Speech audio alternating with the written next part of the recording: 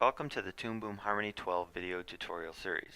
My name is Mike Wiesmeyer. I'm a Toon Boom software instructor and have 24 years experience in animation production and teaching, including working on 9 feature films for the Walt Disney Studios.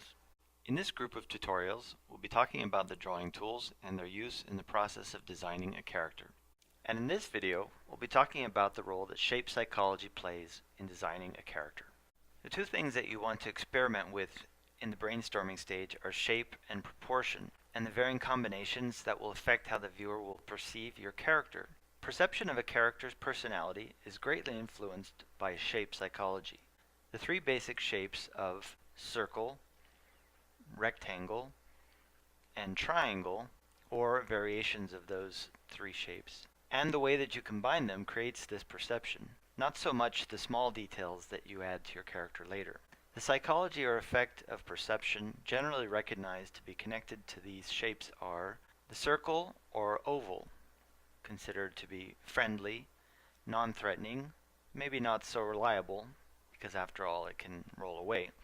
The square or rectangle, which is stable, but maybe a bit dull, and the triangular shape, which can be perceived as being mischievous, unpredictable, and possibly dangerous. We can think of a few examples. For example, from Star Wars, the character R2-D2 is a combination of a rectangle and a half circle, so he is non-threatening and reliable, and in fact, he's the one who's always getting the others out of difficult situations. The character Darth Vader has repeating triangular shapes in his helmet, and when you see him in silhouette, he's basically a big triangle.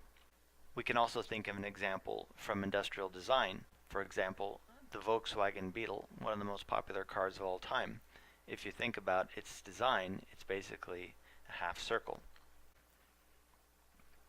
Part of why these characters are so memorable is because their simple shapes are so readable and thus communicate visually who they are in a way that is totally unknown on a conscious level to the audience or viewer.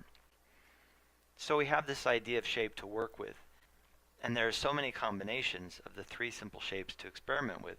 And when you throw proportion into the mix, the possibilities really are endless.